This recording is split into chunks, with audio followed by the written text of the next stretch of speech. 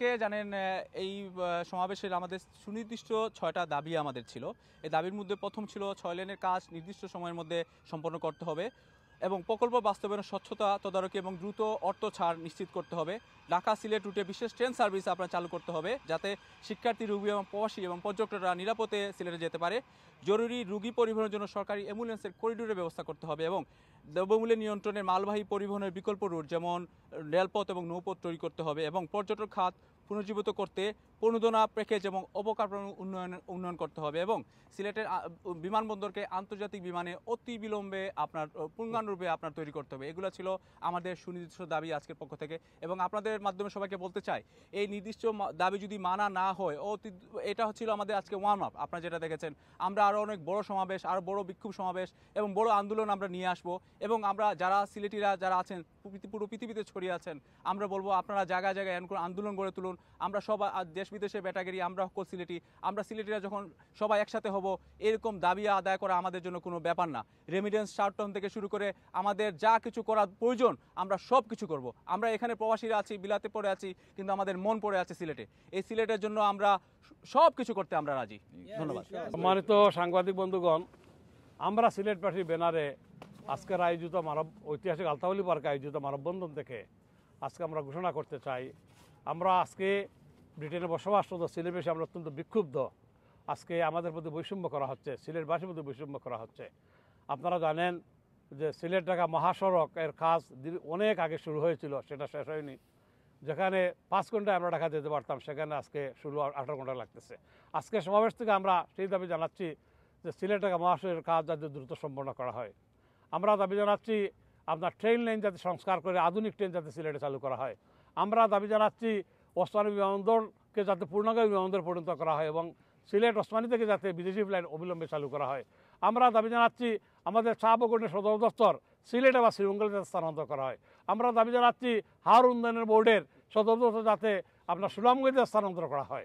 এইভাবে আমাদের সিলেটের প্রতি যত বঞ্চনা বৈষম্য আছে এগুলা দূর করার জন্য আমরা আজকে আমরা পরিষ্কার বলতে চাই, আপনি আমি কথা বলতে চাচ্ছি যে এই সমস্ত দাবির ভিত্তিতে আমরা গত 5ই ডিসেম্বর 2024 সালে আমি এবং আমরা একটা ডেলিগেশন গিয়েছিলাম ডক্টর ইউনূস সাহেবের সাথে দেখা করার জন্য সরকারি বাস যমুনায়।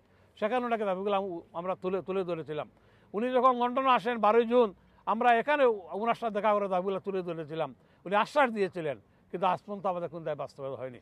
এই আলতাওয়ালি পার্কে আপনারা জানেন ইউনূস সাহেবের সমর্থনে আমরা কত বিশাল সমাবেশ করেছিলাম, কিন্তু আমরা প্রবাসে কিছু পাইনি। পরিষ্কারকেই বলতে চাই যুক্তরাজ্যের প্রবাসী বাংলাদেশ সিলেটি কমিটির পক্ষ থেকে যদি আমাদের দাবি 1 মাসের মধ্যে মানা না হয় তাহলে প্রয়োজন হলে আমরা এই যুক্তরাজ্য থেকে রিমিটেন্স বয়কট আমরা ডাক দিব, প্রয়োজন হলে আমরা বিমান বয়কটে ডাক দিব।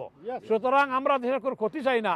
আমরা অনুরোধ করব যাতে সিলেটবাসীর মধ্যে শ্রদ্ধা প্রদর্শন করে দাবিগুলো মেনে নেওয়া হয়। আপনাদের ধন্যবাদ। আজকে আমরা এখানে জড়ো হয়েছি সব সিলেটি, আমরা কোনো ডিফারেন্ট পরিচয় নাই। আমরা ডিফারেন্ট পরিচয় থাকতে পারে, সামাজিক পরিচয় থাকতে পারে, রাজনৈতিক থাকতে পারে, ধর্মীয় থাকতে পারে, কিন্তু আজকে আমরা সিলেটি হিসেবে এখানে জড়িত হয়েছি।